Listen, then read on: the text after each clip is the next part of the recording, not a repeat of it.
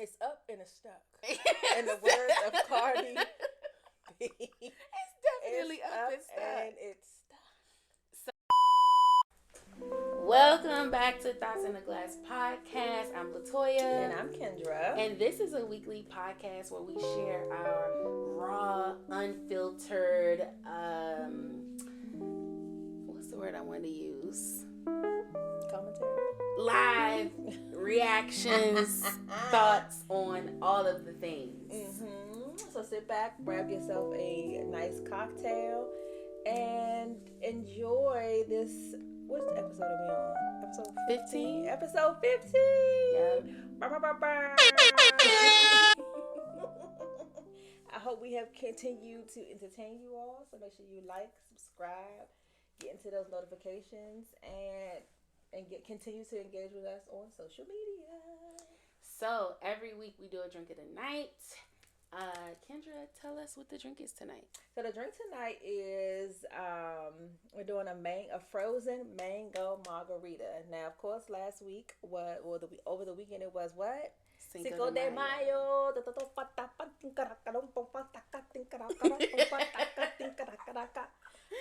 I saw this girl on TikTok saying, during Cinco De Mayo, we gotta go rah rah rah rah rah rah.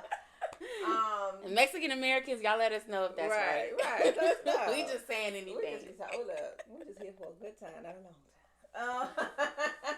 So the ingredients for your mango margarita will be 2 limes.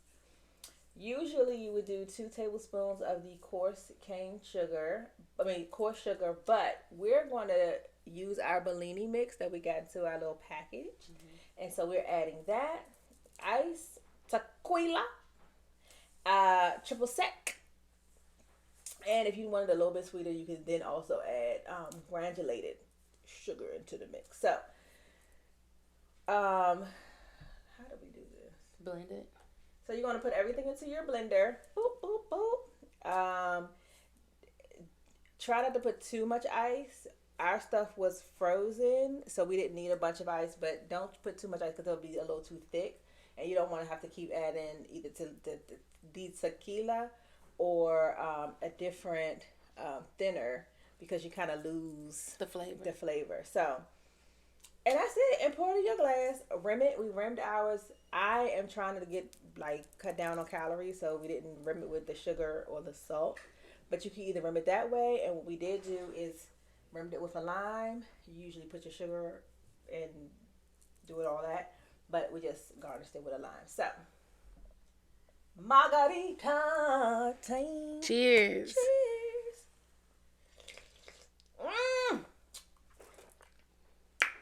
Get your messy. You talked about me, and you just slurped all up in the microphone. That was good. That lime get your right chill. Tasty, wasty. Let us know how you guys like the drink. And y'all can let us know what you did for Cinco De Mayo. We celebrated Joshua's birthday last week. Yvonne's birthday on Sunday. We took him out. Mm-hmm. So now the weekend that just passed, I took him. He and I went away we went to Baltimore for his birthday. You went all the way down to Baltimore to see The Wretched. Did you ever episode on the Cosby Show? Girl Vanessa went down to Baltimore. Claire had a fit. She said, "You went all the way down to Baltimore." So got the Timor. We had a good time. We went to the Prime Rib for dinner. We went to Black Swan for drinks. Okay. And then we stayed at the Kipton. What is it? The Kipton Monaco. Yes, but in Baltimore, really nice hotel. Chef's kiss. Yeah. And then went to brunch at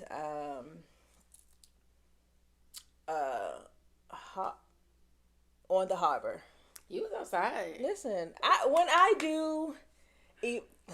so because for his actual birthday, which was kind of last minute choosing, we went to Smoke and Mirrors for brunch. Ooh, I tried that. Was it good? I'm going to brunch with a girlfriend in a couple weeks, so maybe we'll go to Smoke and Mirrors. Only thing is, I mean, luckily it was a beautiful day, so we sat outside, and then and then for dinner we went to Founding Farmers, with the one in Georgetown, and we sat outside where they have the fountain. Okay, so it's all about ambiance. So I'm a good planner of a birthday. It's a good time. That's sweet. So yeah, that's sweet. I feel like at this point I'm tequila it out. I bet. Shot. I'm surprised you ain't fall asleep. Right, because you know. Oh yeah, right. She have a little sip, like, girl, where's the bed? So I'm not gonna speak on Cinco de Mayo events. I feel like what happens at the bar stays at the bar. At the bar is liable to stay all the way at the bar. And if you saw me, you ain't see nothing. You didn't see nothing. You ain't see a damn thing. Don't speak on it. Don't speak on it.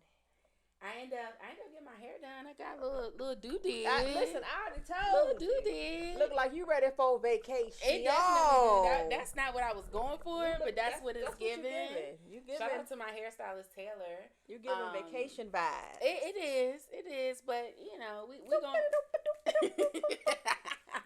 You know what? It's giving Puerto Rican. It's giving Puerto Rican. Rican. She got the Rican on. I'm gonna keep it for a little bit. You know what? I forgot. So this is a sew-in with a closure. I normally wear wigs. I forgot. I was thinking, let me do something different. Let me switch it up. I haven't done a sew-in in a while. I've just been wearing my wigs. I forgot, like, the maintenance for that. Oh.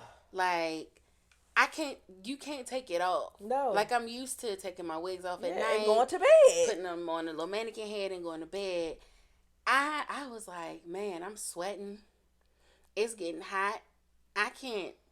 Like, it's on. It's up and it's stuck.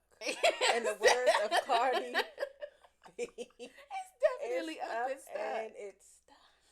So, I was like, maybe. And the reason why I was like, let me switch it up a little bit is because, I mean, my edges aren't bad, but like, I know wearing the wigs and like wearing the caps and all of that, that can, you know. So I was like, well, friction, it can definitely rub your So I said, let me switch up and do something different so that I'm not constantly putting that wig cap on my head and like pulling it back. But yeah, I forgot. It's hot, and you did it in the summertime. I know. I wasn't really thinking this through. Because in the wintertime, you put that window open, and that's gonna clear it out. I didn't really think it through. So yeah, but I'm a commit. I'm a commit. It's not supposed to be as hot. For the rest of this week and the weekend, I think it's going to be like in the 70s. So you should be all right. Yeah, I'm gonna commit. I'm gonna go ahead. I think my goal is to try to keep it in for about 6 weeks. But then the first thing that came to my mind was, well, I can take the hair and have it turned into a wig. Yeah. I think it's gonna be back to wig life. I have one more week. And these is coming out and coming right back in. I am not. Let me tell you how I've had this bun, this literal bun, for the last like week, 2 weeks. Only changed it over the weekend when we went out. I wake up, take that scarf off. I'm out the door. Yeah. That extra 20 minutes of my hair not right or having to find this or I gotta. When I say, yeah, I get it. I'm up and out. Okay. Yeah. What else did we do? Oh, you know what? I didn't talk about it last week, but I did the vendor market at Robin Hill Winery. That was super, super nice. So y'all know I have a candle business. And so the winery in Brandywine is called Robin Hill Winery. They had their small business vendor market. And so I was out there selling candles. It was a really nice event. I did well. I like that winery. I did. Winery. It was really nice when we came out to support. I think I want to go back. I don't. I mean, it's. I like the winery, but I feel like the only time I get to go is like when they're having something. Why you ain't do tell my headphones wasn't on? I'm just. I'm having a good You know time. why? Because I can hear you. Girl, so I wasn't even thinking. I'm having a good conversation. Just sit there like, why she look so different from me?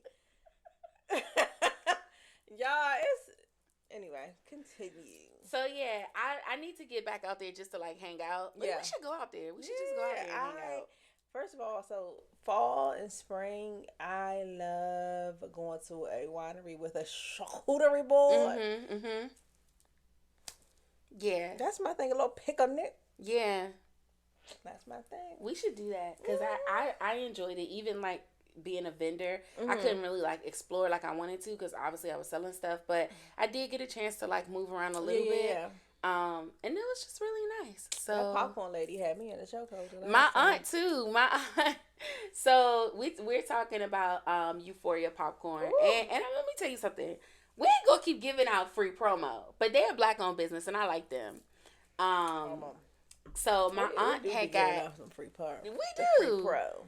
They have this buffalo chicken popcorn. I don't know how they make popcorn taste like food. It's when I tell you chokehold, they had that chicken and bacon one. I mean, not chicken bacon, the cheese and bacon. And then they have a steak and cheese one. I say, but I like the sweet ones though. I like the crunch. I forgot Supreme Crunch. That's my favorite. It's like chocolate. I think it's caramel. There's nuts in it. I like that. I can't have that. Oh, that's right. You can't do. You know what my little brother likes? He likes the Oreo cookie. I'm not Oreos are alright. I'm not the biggest fan. Yeah. Joshua? He loves it. Hey, look, cookie. But yeah, if you haven't check them out. Euphoria popcorn. Yeah, they are tasty. Oh, Joshua peed in the potty for the first time. He did. Congratulations. Sure, I won't do it again. So you want to see a trick? You went off on me. Really? And I knew he had to go. I knew he had to do a number 2. And I'm like, just sit here. I put on Bluey. Just sit down. I was like, I'm gonna get in the shower. You just sit here. He was fine for a little bit, and I guess he like felt like he needed to go, and he went off. He was like, I'm not doing this here. The hell is this? What are you peasant? Where is my paper? Don't do this. I can understand how that would be a foreign concept to a kid. Like, why am I on here? And I got the one that's not like it's on the toilet, so maybe that's a daunting thing as well. But he sees you on the toilet. He don't give a damn. Get me. And it's so clean. Like, mommy, mom. I was like, up. I was like, okay, Joshua. I said, do you need to poop? No. 5 minutes later, he come back. I said, you stink. Ew. Ew. So he doesn't want to poop on the thing. He'd rather use the diaper. He don't, and this is the thing. He know when he has to go because he does not like to poop on the bed. He'll get off the bed. So he wants to poop in a diaper, but he wants you to change him immediately. He don't want. He don't even care about getting changed immediately. It's just certain places he's not going to do it. He won't poop on the bed. He will get up. He'll be like down, and so I'll put him down. Next thing you know, he'll walk over somewhere and then come back and stink. So I'm like, I know you know something's going on. Or then he'll be in his car seat. So he goes and like he wants to. He wants his privacy. He wants to poop in private. He wants his privacy. Maybe you should leave him in the bathroom by himself. He don't want to be in there by himself. He don't like that toilet. He reminds me of Look Who's Talking when the baby was like, his dad was like, you got to put the pee-pee in the potty, and he was like, the toilet came alive. Was like, give me the pee-pee. He scared that little baby. His little mind's like, give me the pee-pee. I was like, maybe that's what Joshua would see. Like, I ain't give you my pee-pee. But I need him trained before this damn cruise. What we talk about today? What's on the docket for what else? So I wanted to kind of give our, and we don't got to get too deep into it because I feel like the horse, we beating a dead horse at this point. But The Amanda Seales interview on Club Shay Shay. Yes. Let me tell you something. I was never not an Amanda Seales fan, and I never really was. Like I just was like, I like what she be saying. Yeah, I just like sometimes what she be talking about. Sometimes I be like, I don't like. I personally don't like when people be on Instagram and stuff doing rants.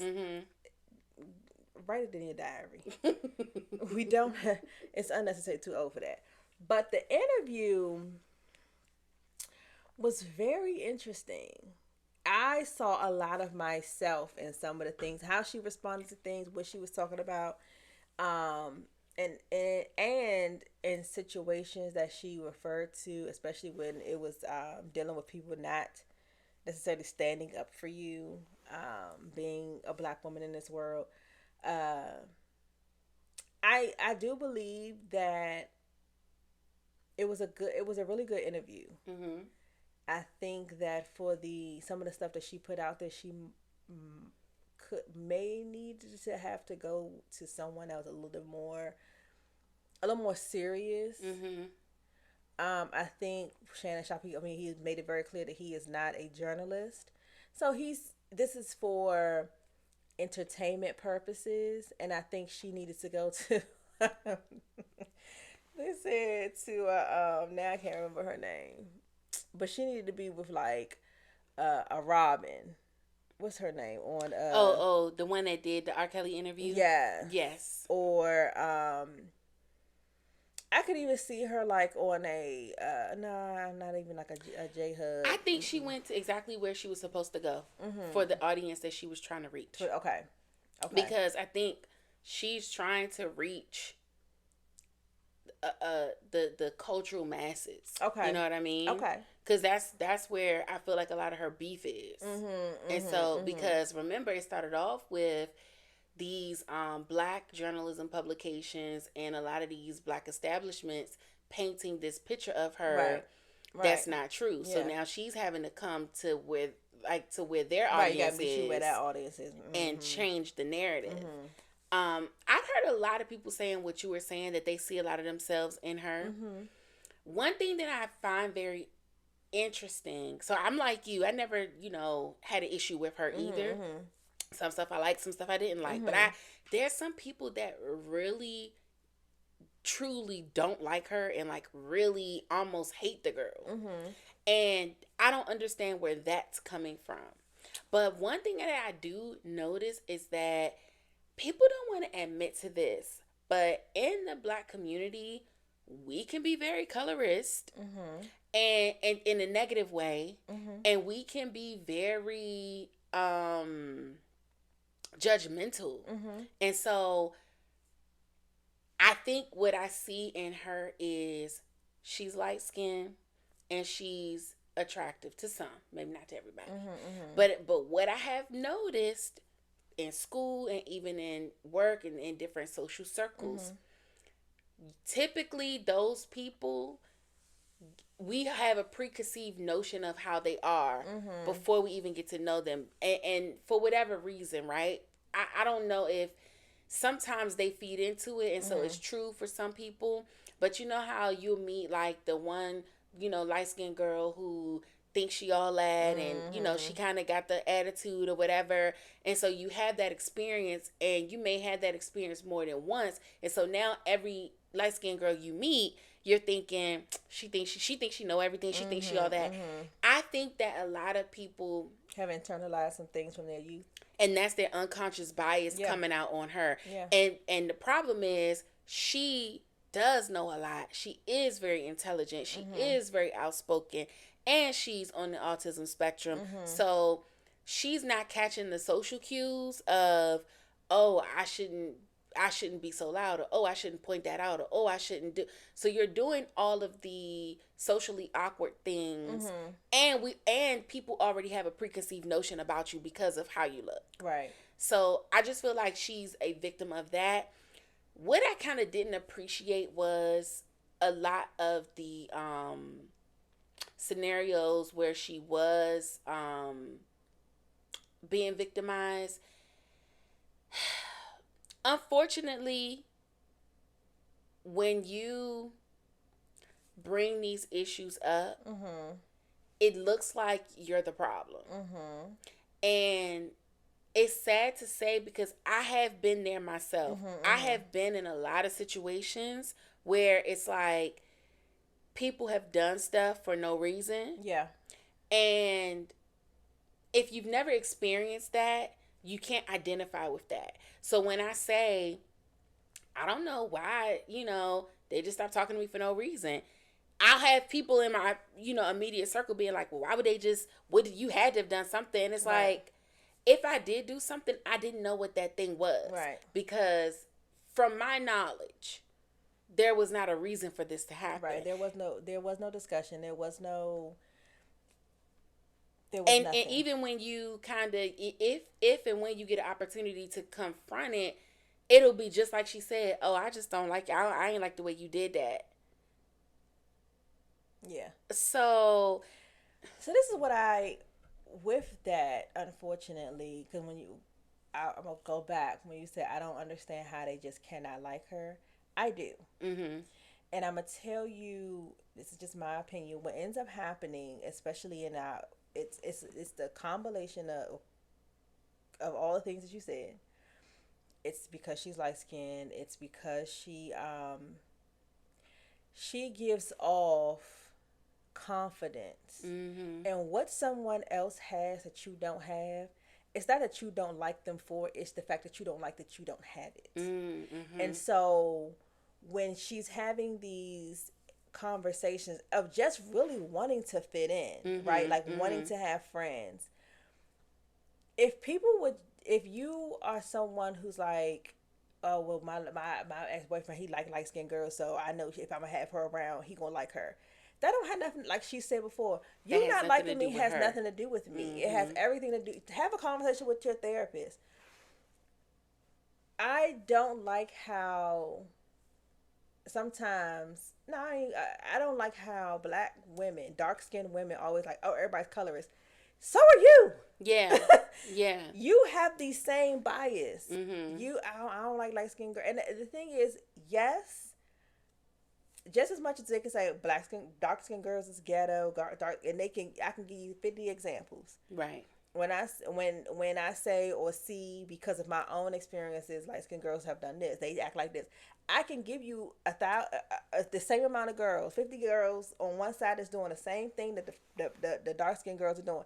One of my closest friends is very much so light. Mm-hmm. My niece, all of my little cousins are like, they carry themselves just like regular black women. Mm-hmm. The people who put this on us came well before us. Right. When we were slaves in the house. So now I'm gonna separate. Oh, you in the house, so you feel like we're all enslaved, but yours is a little bit better, and I'm not going to allow you to make my world more difficult because you can't listen. So I'm a snitch. So it's like, oh, them light skinned girl, all they do is snitch. All they do is this. All they do is, and it's like, bro, you do the same thing. The moment you get an opportunity, you dry snitching. Mm-hmm. Oh, that little light skin, she don't do no work. She just thinks she just has to ditty. Oh, she just thinks she can have it any old kind of way because she bat her eyes and they all like her. Remember when she said she worked at the radio station and the guy was like, I know you spoiled. To me, I immediately thought of that because she said this was a black dude. I immediately thought of... You're looking at her skin. Yes. The closer you are to whiteness, it's just how it is. Mm-hmm. I hate to be the bearer of bad news. The closer you are to whiteness, you may not say white girl tears, them light skin tears. Mm-hmm. Don't nobody got time for them light skin tears. You crying, you turning red, you upset. Why you upset? What you bad for? Right. That's what it is. What it is. Dark skinned dudes, all one light skinned girls. They more sensitive. They more this. They gonna be more. They are closer to whiteness. Yep. And the thing that she's like, and this is their mindset. If her father's from, I can't think of where he's from. Me either. Oh, but your mother has to be white. And she's like, my mother's not even white.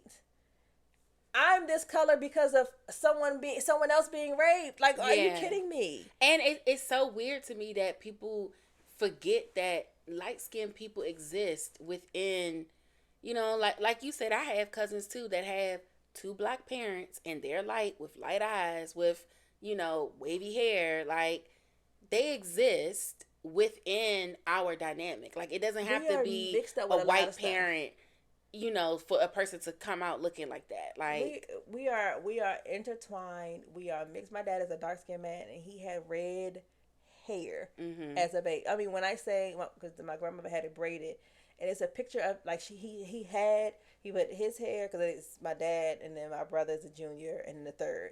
He has all of their hair. My dad's was red, and when I say like ginger red, my brother's is regular dark skin brown hair, and then my nephew's was like a light sandy brown. We all mixed into a whole bunch of stuff. So I think that the colorism, it's a unfortunate. It's still dealing with the brown bag passing, white passing.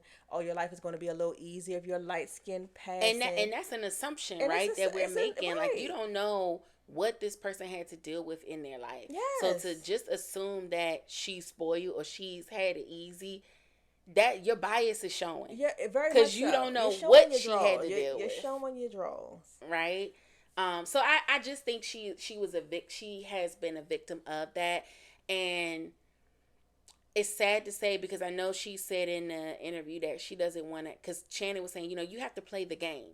You know, like, you can't, when you're trying to get a job, you can't just answer with yes or no questions, because they're going to think you're not interested, because the social norm is you give a little bit more dialogue, you give a little bit more feedback. That is the social norm.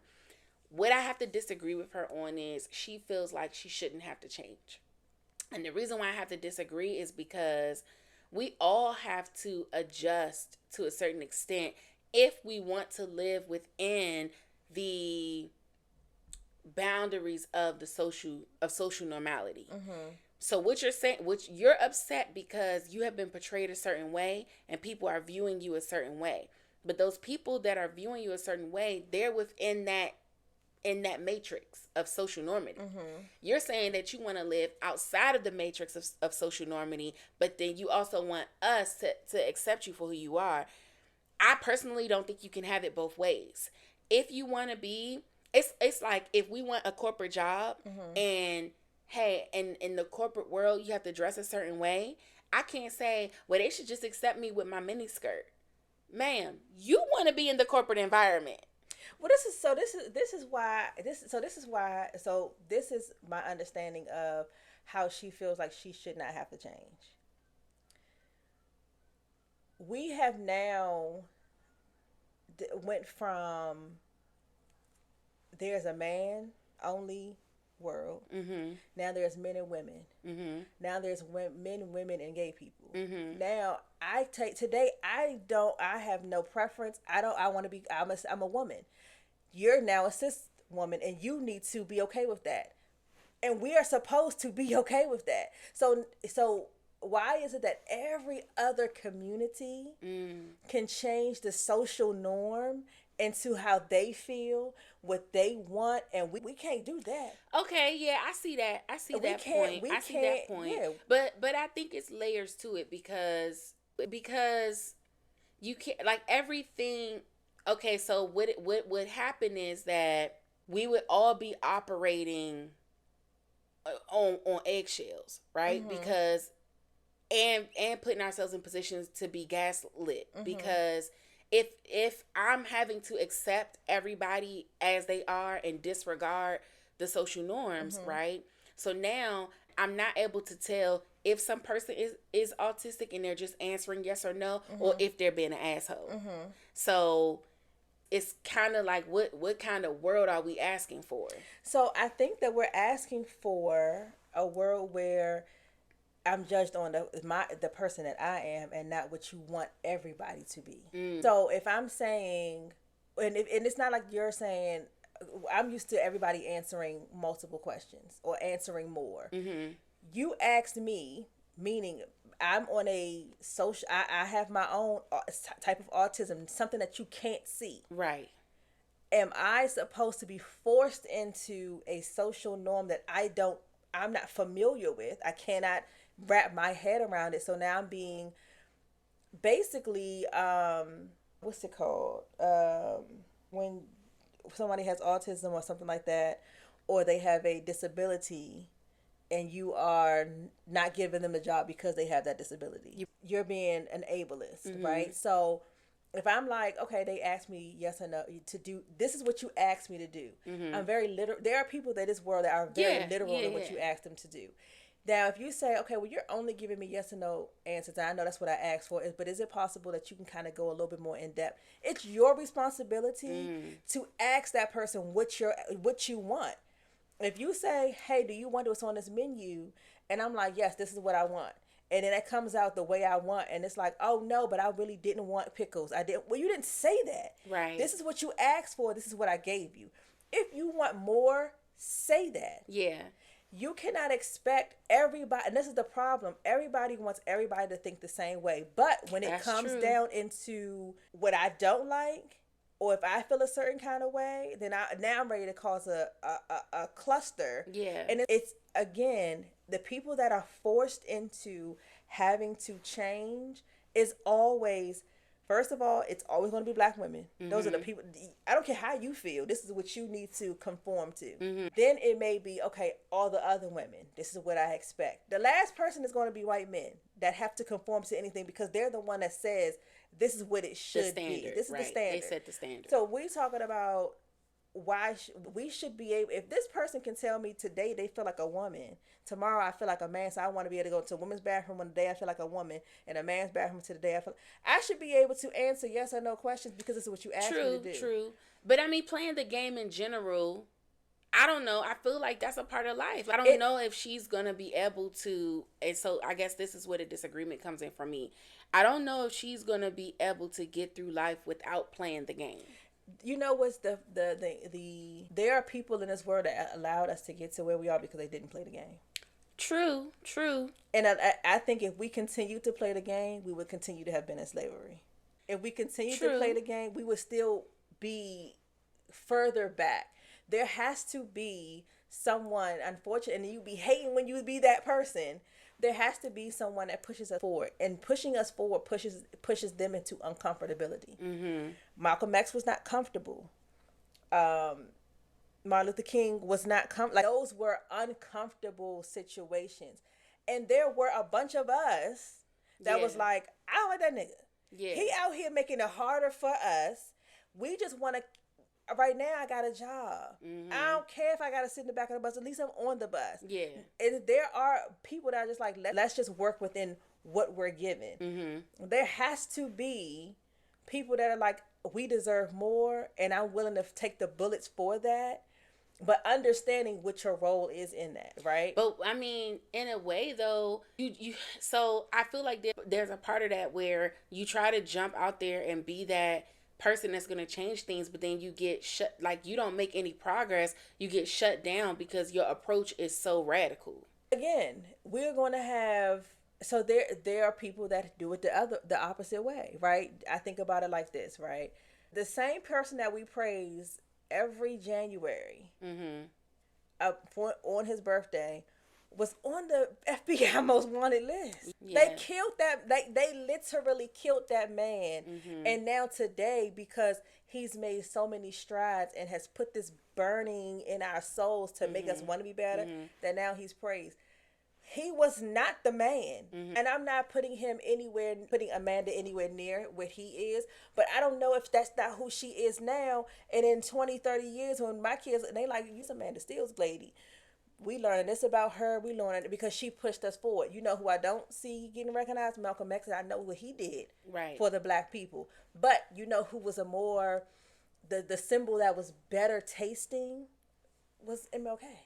Right. So that's the point I'm making. Yeah. So it's like, but so your approach may be different. You may not get the things that you want, and because I'm sure Malcolm X wanted his own people to love him, which they did not. I'm sure that MLK wanted his own people to love him, and then they did not. I cannot speak to what happened then because I wasn't there. I could just say I can see how, because I am someone that has played the game and continues to play the game, it's exhausting. It is. And to see someone so willing to, this is what's uncomfortable for me. there's someone in this world that's so willing to die by what's right and what should be that they are alienated. Mm-hmm. They are put in these circumstances. Mm-hmm. They are losing jobs. They aren't able to make the money that they're making.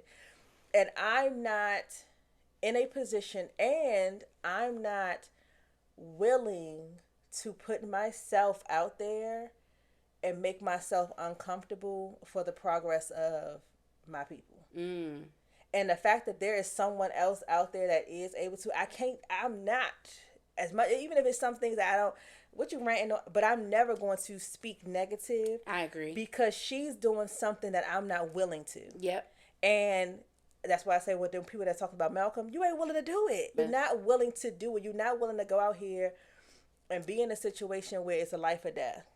Like, that man could have bumped her. She could have failed, but anything could have happened. Yeah. And so she's not protected. Malcolm X was not always protected. MLK, these men are not here. Mm-hmm. JFK, and we're going to go to the Caucasians, was not protected because it did not go with the social standards that they want. They wanted to push someone forward. Even though he had slaves too. Abraham Lincoln. That's the one I had was with Sally, right? Mm-hmm. Yeah, okay, I'm there, you know. Yeah. Anybody that wanted to push something forward, like they were assassinated. They were not like, they talk shit about him real bad. They like, oh, y'all sleeping with the white, let me do with the black folk. Yeah. This is not a secret. Yeah. There are mulatto children, as they used to call them, out here. So don't sit and act like, oh, he the only one. Like, none of us do it. Yeah. But he doing that? That's wrong. Stop. Yeah, I mean, I think you're right. And I agree with the point of, like, I'm not going to bash her because she is out here doing something that I'm not doing myself. Mm-hmm. You know? I guess I just felt like if she played the game a little bit, she could get a little further instead of it always being a fight. Instead of it always being contentious. Yeah, and I like, how much more work could she have done if, like, I don't know what that job was, but how much more work could she have done if she would have played the game and got that job instead of, you know, you didn't get it because you weren't playing the game. I'd rather you play the game and get in those spaces and then be that activist than you so busy not trying to play the game, you can't even get into these spaces. Yeah. But then I also look at the people that get into those spaces that have the activist mind, and all of a sudden they in that space and that mindset because they get comfortable. Yeah. And because they want to stay there. And because you want to stay there. And because you start to taste the better life, it's like, am I really willing to lose all of this to get that? And I think from being a childhood star, doing all these things, her people came before the stardom. Mm-hmm. And for most of us, that's not going to be the case. Mm-hmm. The comfortability is going to be the end all be all. Yeah. And there are only a very few people who are willing to not play into some of these social things which cause you not to be in a situation with Diddy, that cause you not to be in a situation with Cosby, because you're not trying to be something. Yeah. So now you are able to, I would rather people talk about me for my activism because my mouth is loud, because I'd be saying shit, than because I'm smuggling drugs across the thing because I want $200,000 a month. Right. I'm sorry. I don't want to be. You know what I'm saying? So I do think that it was a very good interview. I think that with Shannon growing up in the South, and I hear this a lot, and it does bother me. But I didn't grow up in the South, right? So I'm a Northern girl. So my mindset is very much so I didn't deal with some of the things that went on in the South. And my parents went back and forth, right? So they tasted both of them, both of being in the South but living here, and seeing how quickly Southern Black people are so willing to dismiss and accept bullshit that comes. So like when she was mentioning how she felt it was racist, she had to give him multiple instances for him to finally be like, oh, well, yeah, maybe. It don't take that much for me. Yeah. You say one thing and I'm like, it's always like, yeah, that don't sound right. Yeah. It don't sound like, it doesn't sound right. It wasn't like oh, I don't like the way she, cuts me off. But was she right in what she said? So you were embarrassed. Yeah. That don't have nothing to do with her intelligence. You were embarrassed because you didn't know what you were supposed to do. And I feel like it was because I get what he was trying to say. I feel like he was trying to play devil's advocate. Yeah. In a space where the devil didn't need an advocate. No, he didn't. The devil shows up real nice. But I feel like it was a way he could have addressed it, like not to discredit it being racist, but just like you said, on top of it being racist, she was also an adult that you embarrassed. And because I think she would have probably had an issue if a white kid had said. I think she probably would have had an issue if any kid had corrected her. Like he said, adults don't want to be corrected by kids. I think it would have been an issue. But not only were you embarrassed because you were corrected by a child, it made it poured salt on the wound that it was a black child. That was the thing. So that's the thing. She had already experienced other things, but for me, and maybe this is my own bias, because we are always guilty before we are when it's supposed to be innocent until proven guilty, and we are guilty until proven innocent.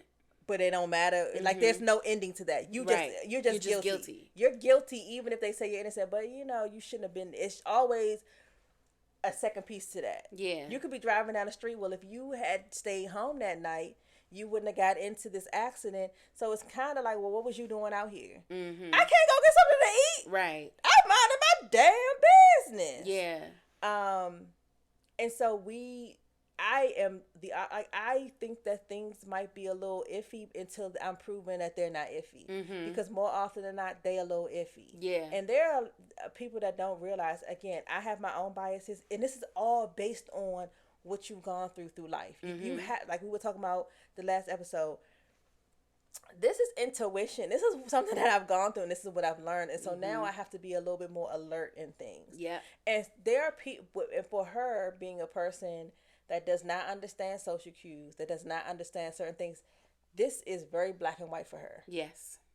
And with someone else who does kind of understand social cues, that kind of like is willing to, it ain't really mean like that because you didn't want your feelings hurt. She don't have that. She doesn't have that filtery, I don't want my feelings hurt, so I'm just going to let that slide. It ain't like that for her. Or see the gray in the situation. It's very black and white. Mm-hmm. And she talks very black and white. So, but I thought it was a really good interview. I think Shannon did well. I think that I think he did the best he could do for the caliber of where he is. Yeah. And what his knowledge base is. And and also, I don't care any interviewer, unless you are a journalist and are able to really remove yourself, you're bringing your own stuff into the interview. Absolutely. And your own biases and your own feelings and your own, your thing. So the main kind of theme on that was being likable, right? Right. And so I kind of got this question from another platform where somebody asks, what does it take for you to personally classify someone as unlikable, either in like professionally or in your day-to-day life? What does it take for you to deem somebody as unlikable? For me, it's very, very simple. It is about how you carry yourself. Interesting. It literally is how it only takes me the first time I meet you. It really only takes me once. Unless you really have me fooled, because I could pretty much know I can kind of uncover the full gambit of you pretty quickly, especially if we have conversations on a regular basis. What will let me know if I'm going to like you or dislike you is the first interaction. Mm-hmm. If the first time I have a coworker, when I first came in, she was not welcoming. Like, her spirit wasn't welcoming. So that already told me, okay. Then when I started working, she was like, so what do you do? There's nothing else for me and you to talk about. I have nothing for you. Because first of all, what you're not going to do is try to make it as if I'm coming into your space. We are not the same. Other than that, that is my biggest thing. The first interaction, I'm not really a give me a second chance kind of person. Nah.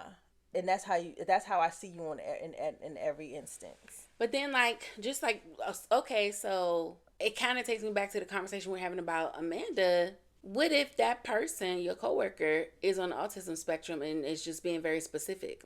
I'm really just asking you, what do you do? You can I there are there are things that when people say they don't understand social cues and stuff like that, there are mannerisms that I am on a spectrum myself.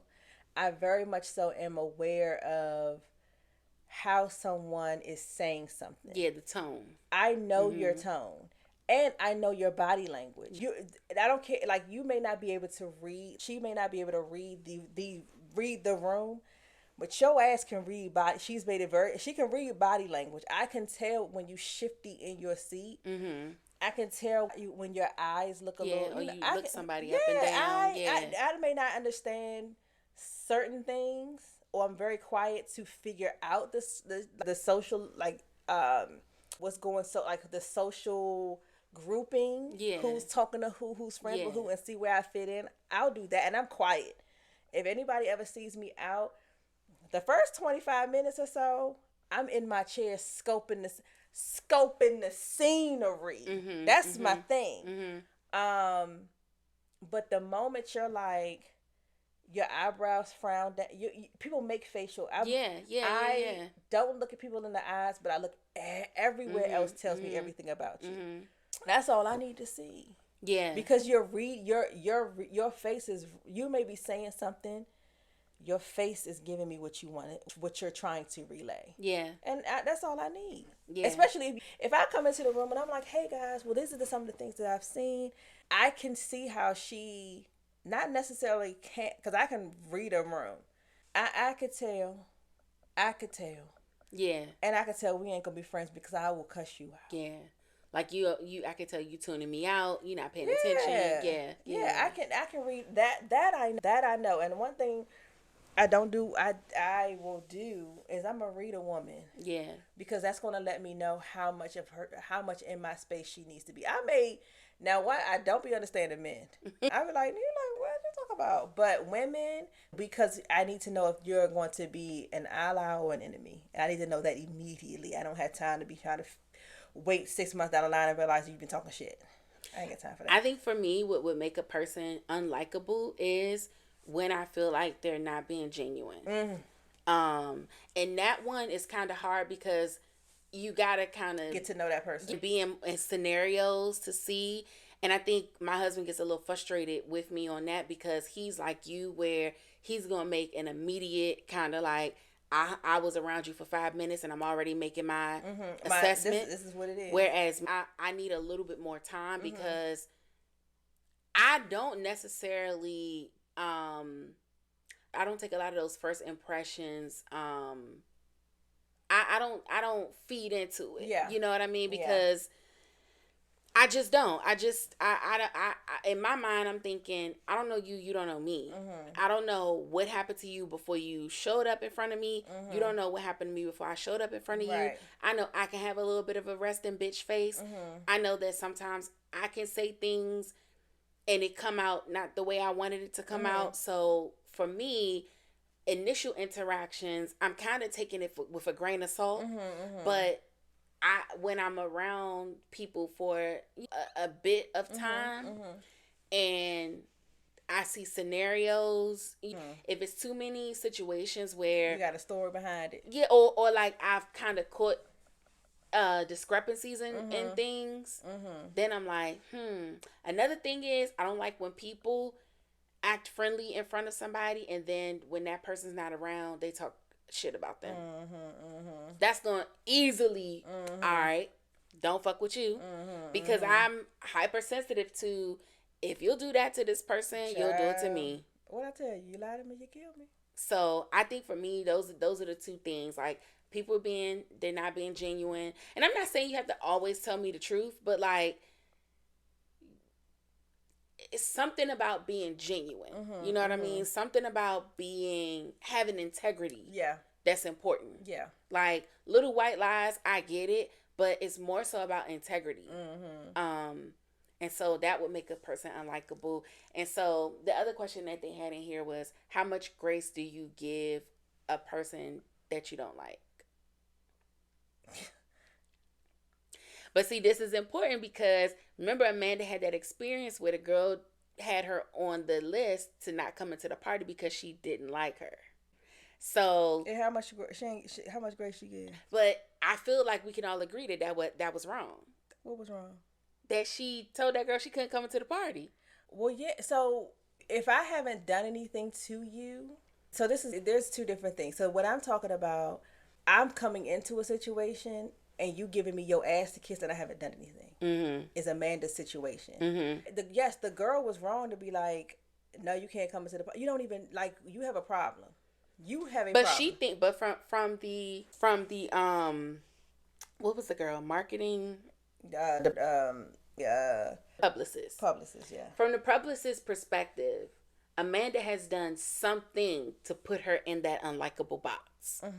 And so I'm sure she felt justified in, I don't fuck with her, she ain't coming. The same way we might feel justified if it was somebody that we didn't like. So this is the thing where I have to then call into maturity. Yeah. Because we had a admin day. I don't like the girl I work with, but I was like, Miss T, if you want to invite her up because she's also an admin, this is also for her. That's because this is at work. Right. That event was a work event. I hope Miss T don't watch the podcast. Miss T don't watch the podcast.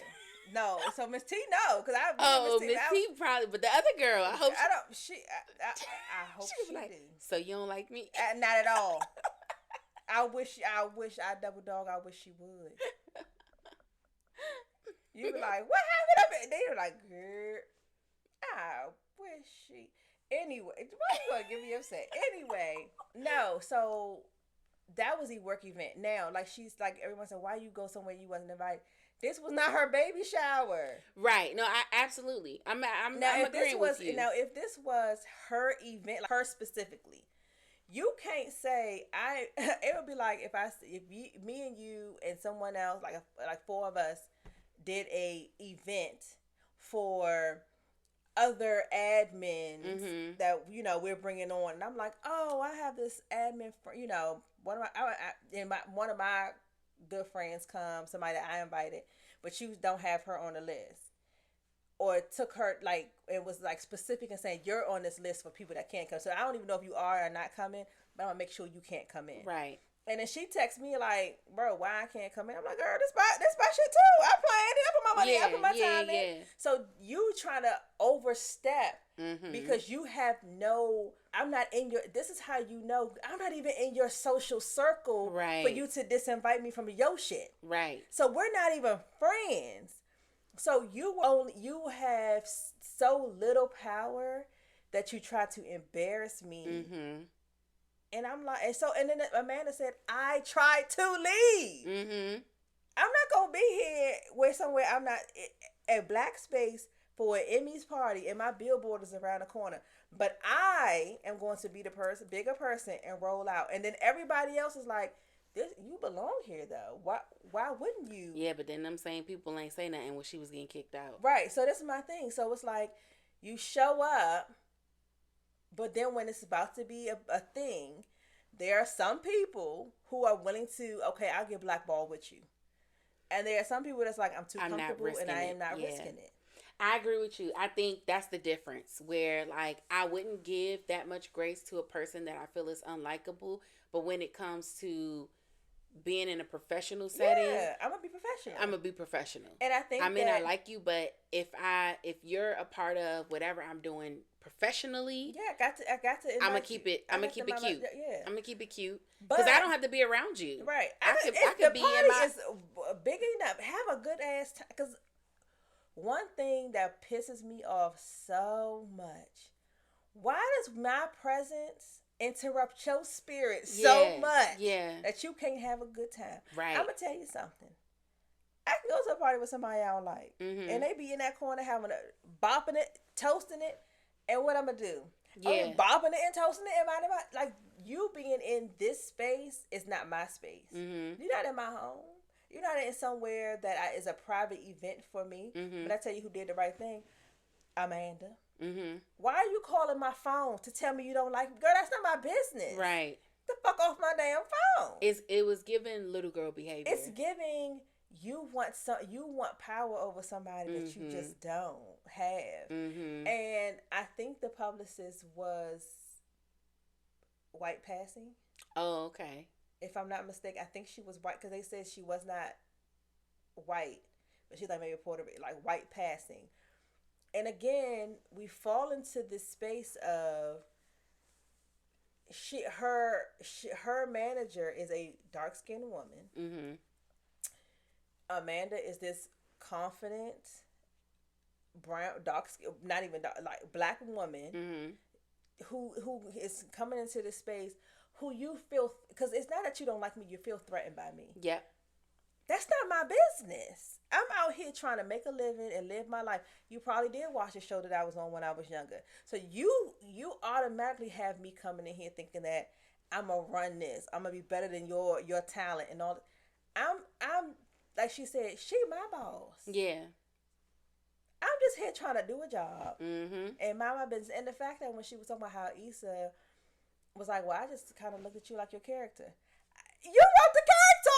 Yeah, that was so weird. And then when the AKAs went off, I was written into this role. Right. I have to do the role. Yeah. It just gives sometimes delusion. Yeah. It gives do something other than watch me on HBO. Yeah. We're your friends. Yeah. Because I'm just a character. I really liked her in that role. I thought she did a good job portraying the character. The thing is, you understand the difference between a person and a character. But I'm just even saying that she also understands that character. She understands that person in our community. Yeah, she understands that girl who thinks she's all that, so she was able to play it well. But that's the same thing as Coco Jones being able to play Hillary. Right. She's a character. Yeah. She is a beautiful dark-skinned brown girl that but she worked a regular job, but she understands it because you've seen it. Right. That doesn't mean that's me. Right. I can act like a jaguar if I want to. Right. That does not mean that that's me. It's a character. Yeah. But yeah, I think I can relate to what she's saying. I can understand. Even in my understanding, I don't necessarily have to agree with everything because I get it. Like I do believe in you got to play the game to get ahead on one side of my brain. On the other side, it's like I wish that I could have been an activist, and I wish we did have a village of blacks we are so intertwined with each other that we had each other's back if something was going on. Because I'm telling you, them people back in the day when they say don't ride that bus and everybody was walking in, we're not doing that. We're not doing that. Yeah. Crabs in the barrel is what they call us. Yeah. So yeah, but it was very eye opening. Yeah, for sure. It was very eye opening. For sure. Well, does that wrap it up? That does wrap it up. That wraps it up, child. We got deep today. This is a long one. It was a long one. I hope y'all enjoyed it. It was a long one, but I think that social injustice and social justice, and I think it's important that we learn more about it. And I wish that sometimes I think I wish I had gone to school to actually learn more about our history, African history, kind of, not what we were spoon fed or enough to pacify us. Like I need the whole bottle. Yeah. Where's the milk? Getting me to the, so. It's not too late. I know. But then I also am very much so, I internalize things, and I don't know if I am spiritually if I can be spiritually ready for that heartbreak.